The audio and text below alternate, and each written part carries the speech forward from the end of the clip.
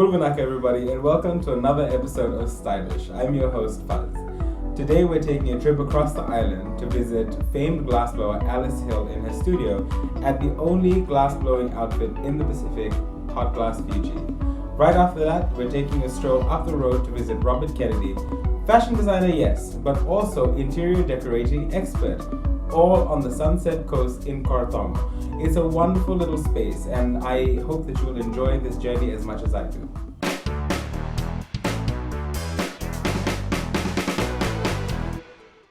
Volvina from the gorgeous Sunset Strip in Korotogo, just outside Singatoka. A lot of people know this about me. I am from the province of Nandringa, so I'm very proud to be back in paradise to bring you some stories for some incredible people creating beautiful things right here in paradise. My first stop is at Hot Glass Fiji, where I'll be speaking to Alice Hill. Hot Glass are the only glass blowers in the Pacific, and she's actually making a range of products for me and Eli's brand, Zubair Fiji. We'll be launching a homeware line soon, and we decided we wanted to include glassware in that. So we're here to develop a product. So I'm going to have a chat to Alice about what it is that she does, and then we're going to take you through the process of making the product. Come join me. Hot Glass Fiji is the Pacific's only glassblowing studio. It is located on the tranquil Sunset Strip in Korotogo along the Coral Coast. Whilst the Coral Coast is more likely to conjure images of sunburned tourists laying along its famed beaches, this little slice of paradise is a center for artistic activity, with Alice Hill and her hardworking troupe of glassblowers at the heart of what has turned into an integral part of the fabric of Fiji's art scene. Today I'm going to speak to Alice about her life and her craft, while also developing a range of glassware for my own fashion label, Zubair Fiji. Yes, Dolovina, my name is Alice and I am the owner and glassmaker for Hot Glass Fiji. Well, I came to Fiji with my husband in 2003 and we came and set up a scuba diving business on the Coral Coast, which we ran successfully. We had 4 dive shops, and after 9 years we decided that we needed a change, so we sold the dive operation and we set up Hot Glass Fiji. So I trained as a glassblower when I was 18. I did a diploma in design, then a 3-dimensional diploma in glassblowing, degree in glassblowing, and a postgraduate as well. So studied for about 5 years, and then after that went to London and worked in a glassblowing studio for 2 years, making production, and then decided it was time to spread my wings and travel. I was always interested in design, so design was really where I was at. When I was 16 I went to art college and I did a 2-year BTEC in design where I got to choose all different forms, from model making to wallpaper design, printmaking, photography, and out of that, those 2 years I actually chose surface pattern design. And originally I was all set to be a surface pattern designer until I walked into the glassblowing studio on open day and just saw these people walking around, having fun, laughing and creating something there and then that you could have forever. And I just thought this was such a cool thing. So I went to the lecturer and said, can I have a go? And luckily they said I could have a go, and then I enrolled on their degree course. I don't have any other glass blowers, but my mum is a sculptor. So she's a sculptor and a drawer and painter and printmaker. And she's probably been one of my main inspirations. I've always been immersed in the arts. She was also a dancer when she was younger, so she would take me to a lot of contemporary dance, and her work's very figurative. I'd also be taken to the bronze casting foundry where she used to work, and watch the artists at work. And so I really had a sense of the arts world, and I knew I wanted to be part of it. I just had to find my path. Yeah, I think for myself, inspiration is around you at all times. So depending where I am, I take inspiration from that. I went and did a placement in Ireland when I was studying, and then all of that work was all about the beautiful landscapes in Ireland. So wherever I am, I become inspired by what I'm immersed in. My first pieces were actually all about tropical fish, because of course I was a scuba diver. So I'd go off to New Zealand and rent a studio and create a range of artwork and glass which was all based on the patterns of tropical fish. And then as I spent more time in Fiji, I started to just naturally gravitate to the greens and the blues and, you know, beautiful combinations in the ocean and the rainforest. Yeah, well, I've been collaborating ever since I started glass blowing with different colleagues, and I've also collaborated with my mum with her sculpture. So it's a natural engagement, and I love it because what it does is it takes you out of your normal surroundings or your normal inspirations, and when you bring somebody else into that, then you spark off them and it creates something usually fantastic. So Shane is a copper artist from Savo, and we had the opportunity to have an exhibition at the Grand Pacific. And our first exhibition, we were sort of new partners in our creativity. So it was exciting, it was good fun. We basically came together. We weren't actually in person. We did it all via messenger and telephone, and we sent images of our work to each other. We were sparked off each other's forms, so he'd send me something he was interested in, and then I would say, well, I think this would work well with it, or how about I do this, and vice versa. So that's how our first collaboration started. And then as the years progressed, we became in tuned, and it was natural to say, hey, I love the breadfruit tree. I know, let's do copper leaves and glass fruit, you know, and just so we clicked together. On our second exhibition, I went up to Savo and visited his studio. He came down here, he visited my studio, which again sparked new ideas and flows. So collaboration is really important. Alice's innovative business and success resulted in her recognition at the prestigious annual Women in Business Awards Night, where she was awarded the Aspiring Entrepreneur Award in 2016. Well, firstly, I was greatly honoured to win that award. It was the Entrepreneur Women in Business. At the time, it was such an honour because, A, being a woman, starting a completely new business in Fiji, something that people had never heard of before. It was fantastic to get recognition of all the hard work that we put in. Of course, it is teamwork, it's not just myself. My glass-blowing assistants who came from Korotogo village, my husband, my family, everybody is there to support the business. And yes, it means a great deal. And the fantastic thing about it is that when you're bringing something new to a country, you bring with it interest, vitality, and you know, people are interested. They want to know what you're doing because it's so out of the box here in Fiji to see glass blowing. Coming up after the break, Alice and I get to work on designing and creating products for Zubair Fiji's upcoming homeware range.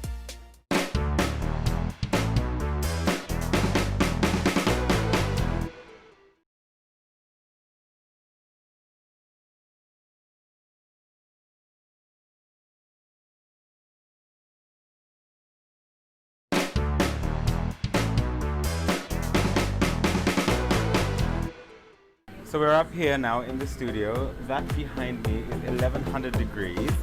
We're going to be working with a palette that you're going to come up on your screen now. So Alice is trying to create for us glassware that matches a popular print for Zubair Fiji, or the current print for Zubair Fiji. Come across and let me show you.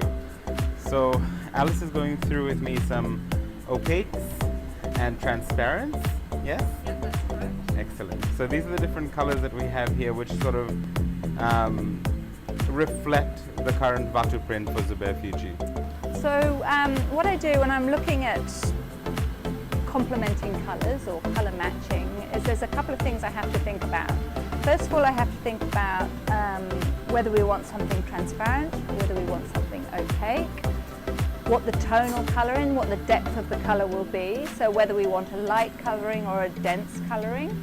So basically I'll look at an image or have an idea in my head, and then I'll come to the colour palette and we'll look at it and we'll think about our combination and we'll think about what works well together. So do we want an even covering of a transparent colour, or do we want something with texture and depth? If we wanted to go with texture and depth, then we'd go with a thick chip, like a K3. This is actually gold. These are also K3. And so that gives us a slight grading of colour within the piece. Or do we want a more uniformed colour throughout the whole piece? And if that's what we want, then we might go with these grains. So here we've got gold, steel grey and scarlet. Now these colours actually look a lot brighter than they will be on the glass when they're actually, see, these two are exactly the same colour. But because this one's been ground down finer, it's got a more of a yellowy tone. But actually, this is a more realistic representation. So what we're going to do next is, once we've chosen, we don't want to put too many colours together. If we put too many, then it's just going to become muddy. If you imagine you're doing a painting and you add too many colours over, you usually end up with brown or something dark. Well, we don't want to do that. So we're going to either just pick one colour, or we're going to pick two colours which will layer together to either give us texture. I think to start with, we're just going to stick with one simple colour, transparent, and we're going to have a go at one of our shapes. That'll give us a better idea of our form. And once we've tried our form and used one colour, then we'll come and we'll experiment with some different ones to see the different effects we can make. I would suggest that we tend to go for a transparent colour to start with, because that also will bring light into the glass. If we use an opaque, I would suggest that we might use an opaque with another colour. Okay. Yeah. So, yeah. Where to begin? As you know, this is my favourite. I think it's so cool. Teal. Yeah. The teal is beautiful. Yeah. Shall we give it a go? Yep. So we'll do it. We'll start with a teal, and I think we're going to start with a tumbler. Excellent. Yeah. So something simple. We've already discussed about our shape and our form, so we want to create a natural shape, which one might find if you're up the river and you find a river rock or something like that with some rounded edges. But the collection is called Batu, so it is rocks. Exactly. So I think perfect inspiration for the piece of glass. Excellent. Okay. All right. Should we do it? Let's do it. Okay. So we're going to start off with our first gather. But this is our blowing iron. Our blowing irons are made out of stainless steel, and they have a hole that goes through them, so that when we blow, we can put air into the glass.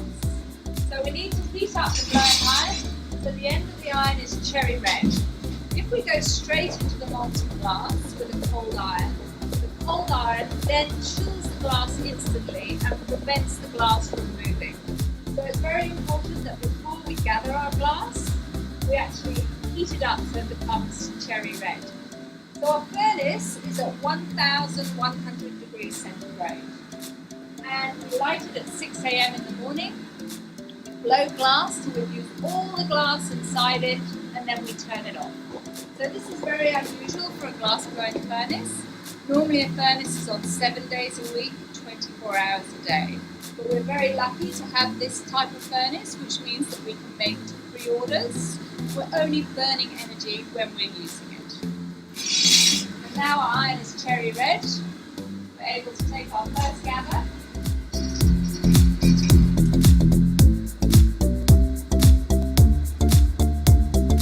Just going to come over to this steel table, and we're going to just gently roll the glass on.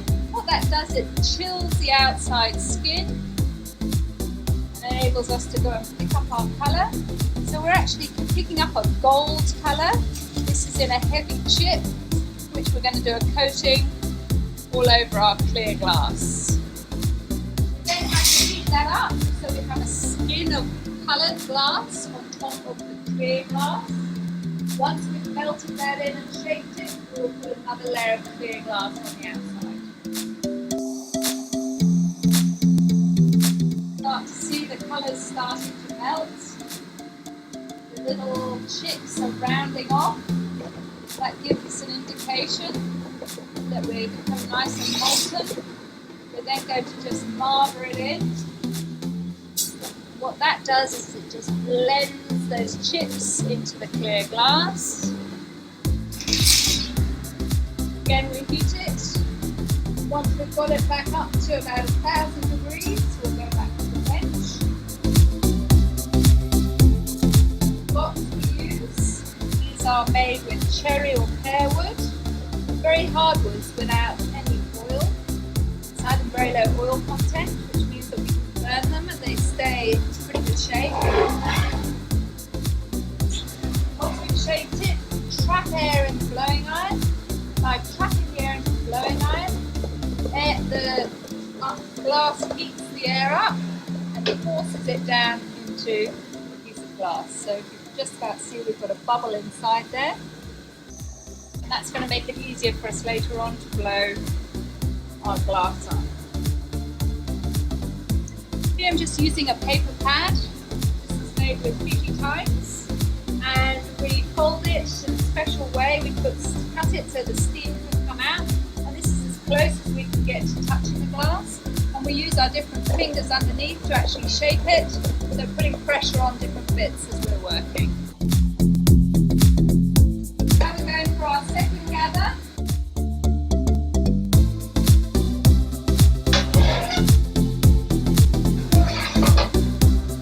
Again, we have to put a slightly bigger block this time.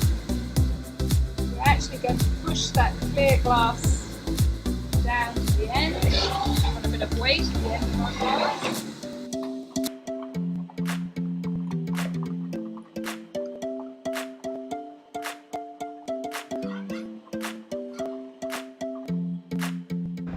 Don't go anywhere, more from the Hot Glass Fiji studio after the break.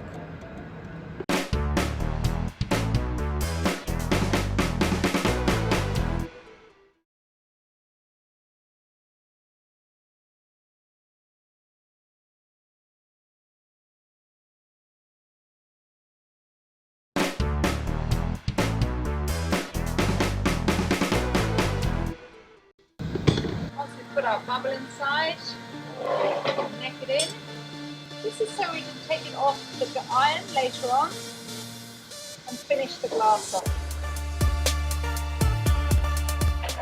I love this part of the process because this is where we get to see the pattern starting to develop, and we get a really good idea of what the texture is going to look like on the glass. We look inside, we see these beautiful like leopard spots. And the pattern doesn't always stay. That's just a little extra gem for the makeup.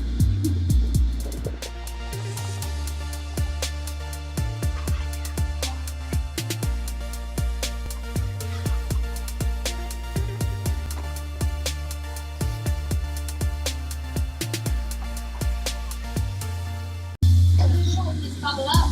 We don't want too tall a glass at the moment. By holding in the air, we're just letting gravity push it back. And then light is going to shape the glass.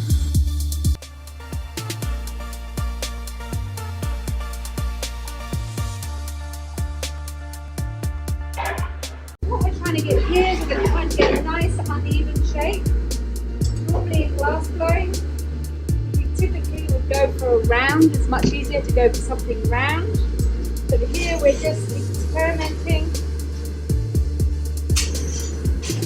Get that earthy rock feel. So when you hold it in your hand, you feel like you're holding a rock that you've maybe found up the river or on the beach. We want to simulate that in our glass.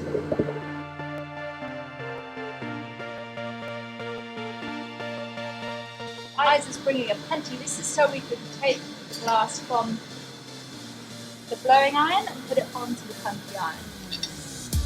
We're just using a bit of glass, like a little piece of glue tack, just temporarily securing it. We're then going to add some water to that net we made earlier. And by doing that, we're creating a shot to that line. And when we tap it, it comes off.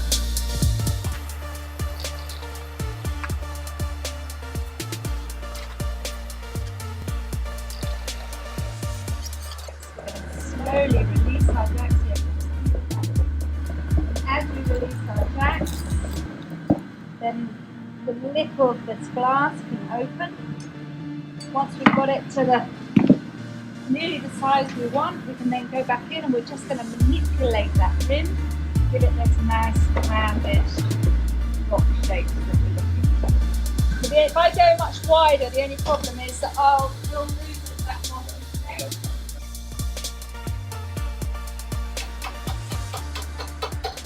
once we've made it, we then have to knock it off.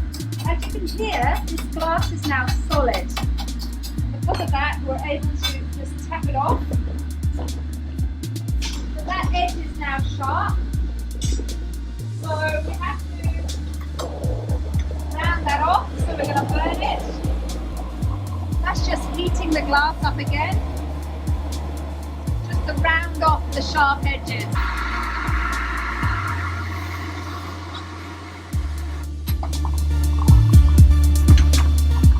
How it feels. Liza's the first one to do it.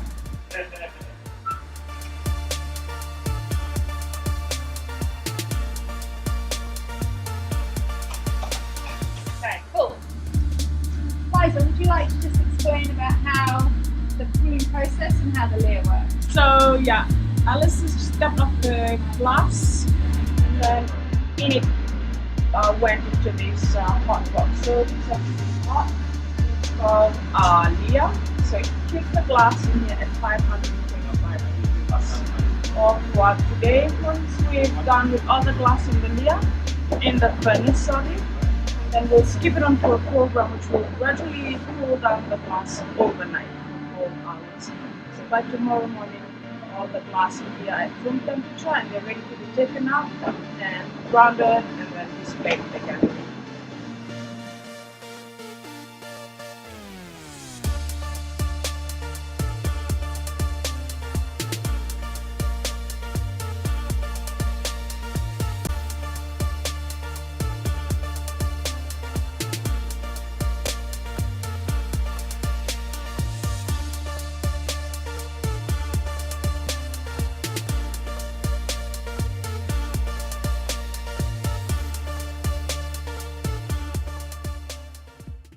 What a joy it was to visit Alice in her studio. Her studio is a very, very hot place. She was not kidding when she said that it was 1,100 degrees.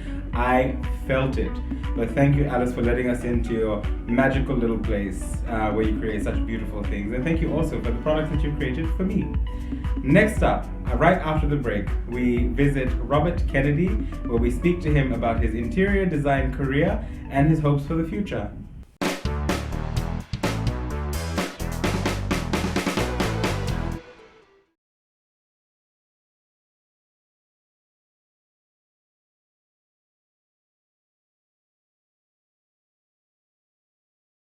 Bulvanaka everybody, and welcome back to Stylish. So far we visited Alice Hill at Hot Glass Fiji. We are now about to walk just down the road to visit Robert Kennedy at his home to discuss all things interior decorating and what makes him tick as a designer.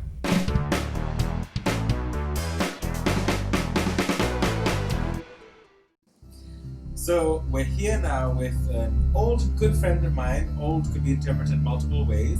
Robert Kennedy at his home in Korotogo on the Sunset Strip.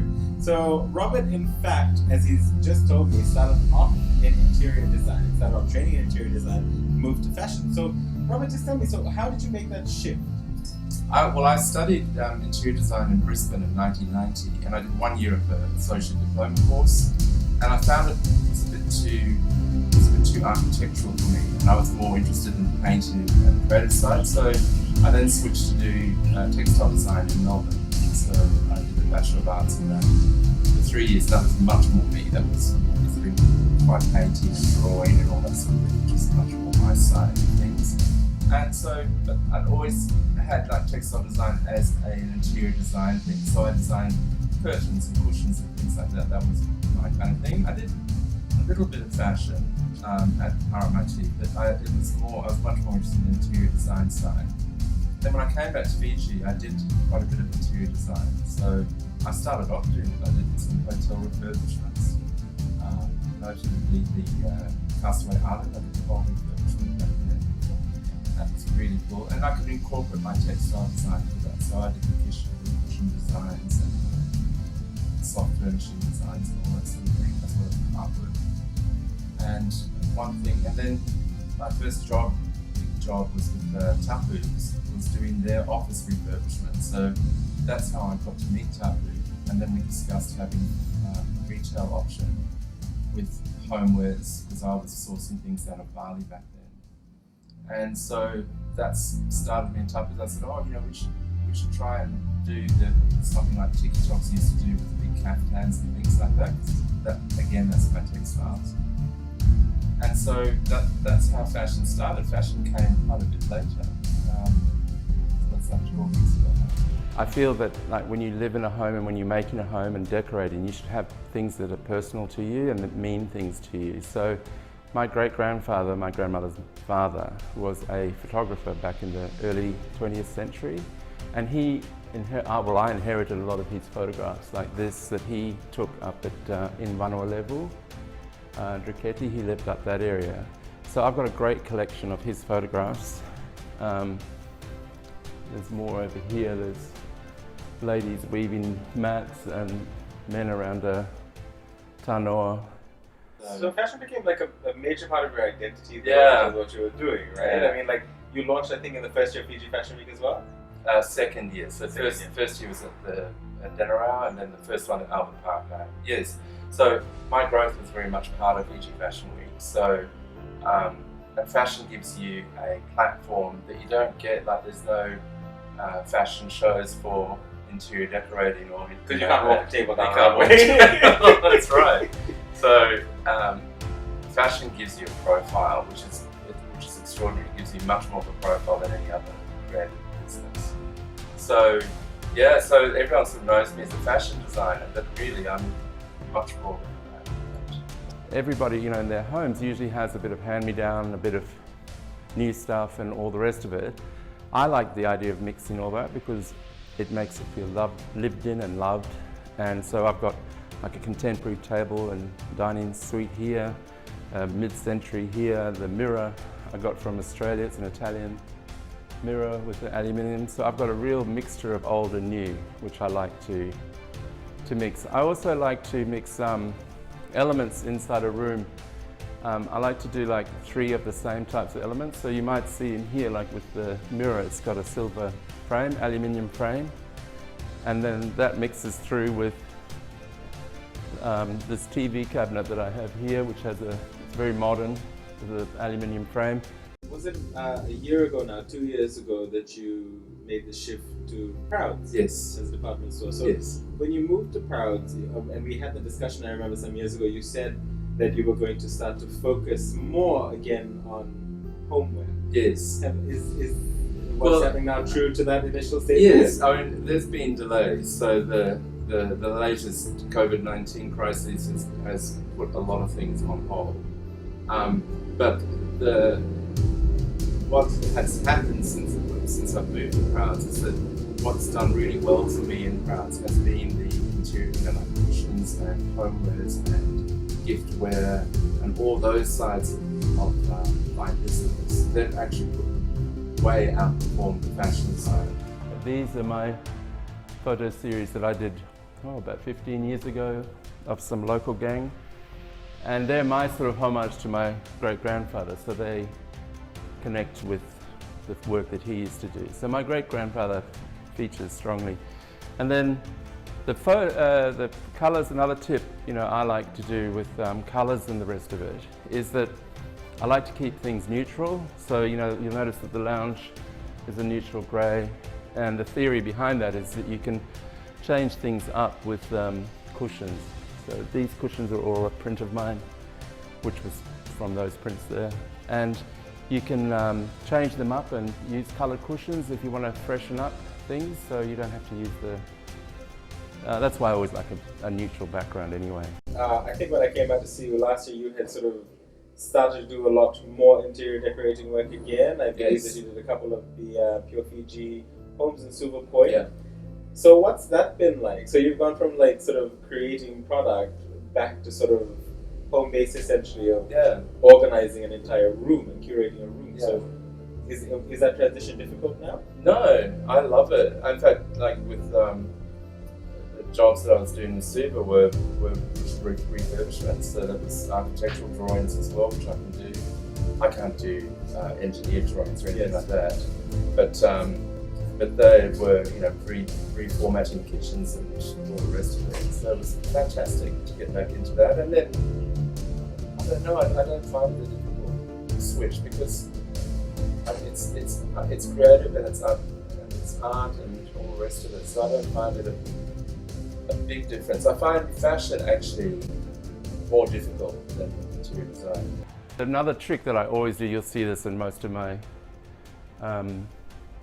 windows and stuff. I hate security bars. So I always put horizontal bars that are in line with the line of the louvers. And so the louvers kind of hide it. So what's the future of Robert Kennedy then? Is it in fashion, is it in homeware, or Oh, are you wanting to develop? I want to do it broadly. I think always will be fashion, because again, it's your profile. You know, that's what I'm known as primarily, and fashion's great to promote. You know, it's something that you can use models for. It's attractive and sexy and all that sort of thing. So that sort of marketability translates right across into your homewares and your other brands. You know? So that's there'll always be a fashion element. You know, like even if I did a room setting and I wanted to promote it, I'd put a model in there and something. Close my fashion cushions. But yeah, the fashion's always part of it. I mean, and most interior design and decorating it's all interconnected internationally anywhere. This is a brand new kitchen that we installed in the last 9 months. And like I said, it was a tiny little carport before. And we've just put in a huge amount of cupboards and storage and some good quality like oven and stove and fridge. And we've still maintained the lovely view here with the windows out over the ocean. And my mother, so I worked with my mother on this one. So we worked together on what she liked and what she wanted. And we sourced all this locally. It was all from Stone Design and Steve Toll Kitchens. So they did a great job. It was great working with them. And so it's now a very stylish kitchen. Like one of the things I recommend in kitchens is keeping it simple. I always like simplicity. The colors are all quite neutral. Thank you, Robert, for letting us into your beautiful home and for showing us all the beautiful things that you surround yourself with. Now remember guys, if you want interior decorating done right, reach out to Robert Kennedy. He's not just a fashion designer. Coming up right after the break, we visit Penny, who's going to take us through some home decor tips and tricks to create interesting decorating pieces out of old CDs.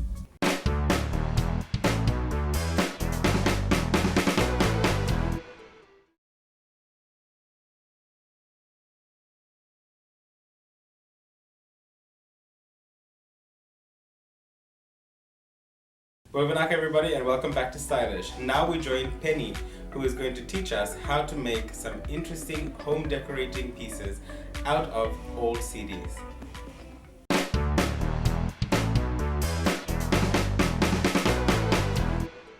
Bulavanaka everyone and welcome to another episode of Stylish. I am Penny and this week's episode is on homeware.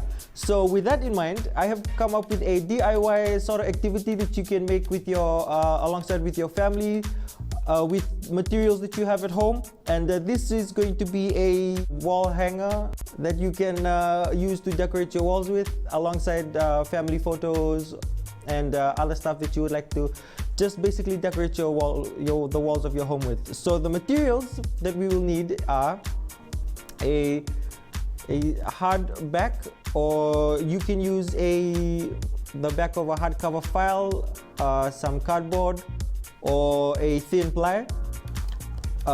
You will need a stack of discs. Now this is very important because this is what will bring out the panache of your artwork. Next is a paper punch. You will need a paper punch, some scissors, and string, and the most importantly, a glue gun. But if you don't have a glue gun, you can use super glue or some adhesive glue. I came up with this idea to use discs because at this time and age, we're sort of coming away from the discs. We're moving into like the USBs. Most of us are watching movies now on laptops or on Netflix. So if you have like unused discs at home, this is a perfect project that you can use your unused discs for, or CDs. So what you're gonna do is you're gonna separate the top layer of the disc from the bottom layer.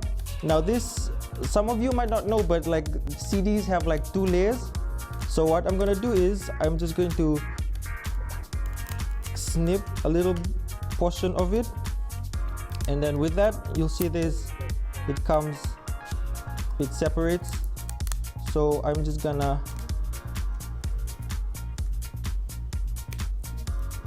separate this, the top layer from the bottom layer, and it should come out like so. So for our younger viewers, you might want to get an adult to help you with this because you might hurt yourself. So you will have this, and what you're gonna do is on this side of the disc, you're gonna draw flower petals. Once you've separated the discs, you want to make sure that you get these reflecting portions, the reflecting portions. So what you're gonna do is, so make sure that when you're separating them, that they're all, that it doesn't end up like this. But if it's like that, it's okay. So what you're gonna do is you're gonna draw flower petals, or just like pointed ovals, like so, like that. And once that's done, it'll look something like what we've got here. So basically you can cut up as many sizes as you want. So you got the big ones and you have some small ones, and you want to cut out like a circular piece as well, so because this will be the center. So once you've got everything, we can start arranging our flowers. So it's like totally up to you what you want to do with it. You want to start from the middle, or you want to start from the corners. But for me, I've chosen to start from the corner. So what I'm doing right now is I'm just laying out the smaller petals first, just to create this flower effect, or the look of a flower.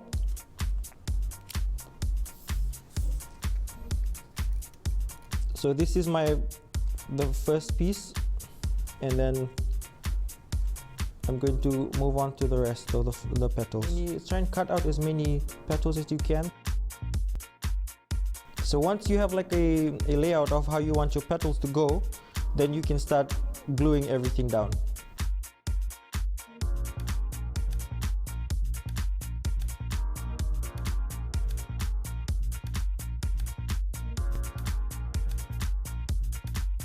I think we're done now. So after you've hot glued all the petals onto the board, you take a piece of string, and you just, before that, you make sure that you punch the hole on the board for where the string is gonna go through.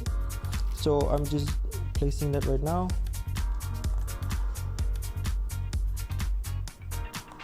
One loop here. Now this is something that's like very easy, very cheap to do, instead of going to buy a lot of those expensive home decors, wall hangings and stuff like that. So this is something that you as a family can enjoy. It's very cheap, like I said, and it uses just unused materials that you have at home. So yeah, and I'm just looping the last beat onto it now.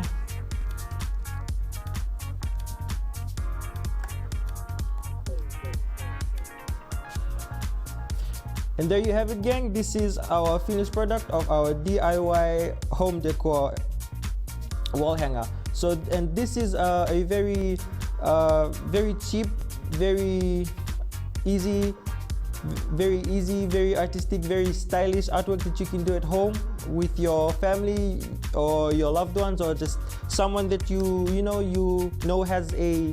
You don't have to be that artistic to come up with something like this. This is and it doesn't necessarily have to be a flower pattern.